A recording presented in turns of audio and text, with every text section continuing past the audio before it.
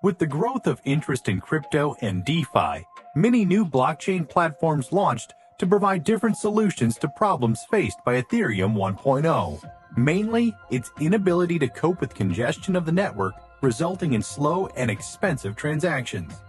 In 2020, Ava Labs presented a network called Avalanche.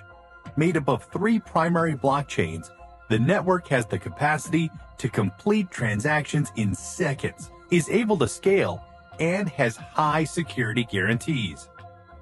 Let's take a closer look at what exactly makes Avalanche so innovative and special. Avalanche is a proof-of-stake blockchain that uses its own consensus protocol and data structure. Let's take a simple example of what the Avalanche consensus looks like. Imagine you are in a room full of people who need to decide what to order for lunch. People are faced with the binary choice of ordering pizza or barbecue, and everyone has an initial preference. The goal is to reach consensus. Each person goes around and asks a random subset of the people about their preferences. If more than half of the people want pizza, the person starts leaning towards pizza too. In other words, that person adopts the preference of the majority.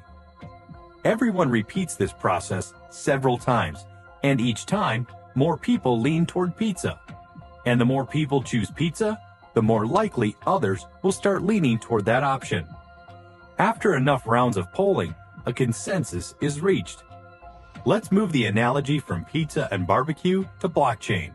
This is how the Avalanche consensus protocol works. Until a node has decided on whether to include a transaction into the network, Avalanche queries 20 other nodes and asks their opinion.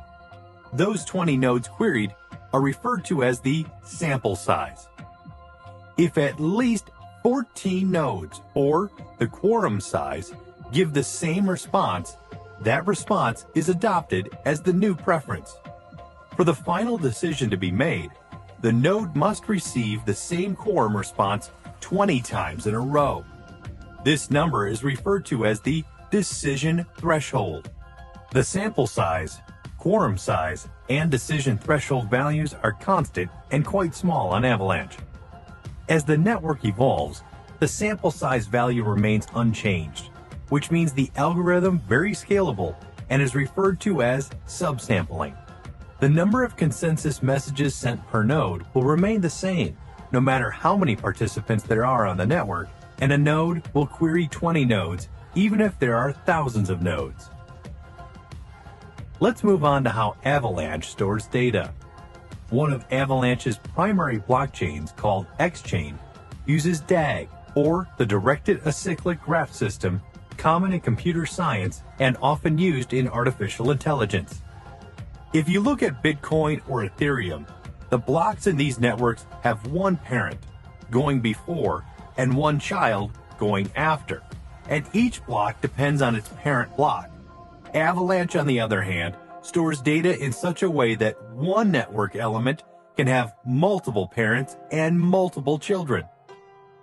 In this diagram, you can see that vertex A goes before vertex B, vertex B goes before vertex D, and vertex C goes before vertex E. So we can safely say that vertex A goes before vertex E. However, the ordering here is partial, and it's undefined for some elements. For example, we cannot definitely say whether vertex B is before or after vertex C.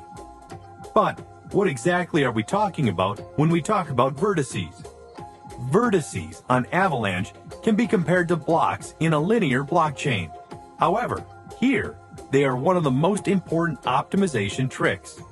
Vertices contain their parents' hashes and a list of transactions, and allow transactions to be batched and voted on in groups, rather than each one individually. And this is where we get to another big idea of Avalanche, called transitive voting, that provides the network with high throughput. When a node receives a vote for a vertex, that vote counts for all transactions within that vertex and is applied transitively upwards to all preceding vertices. Thus, each vote is effectively many votes in one. If a vertex contains a transaction that has been rejected, then the entire vertex and all its descendants are rejected, and all valid transactions of that vertex are reissued into a new vertex.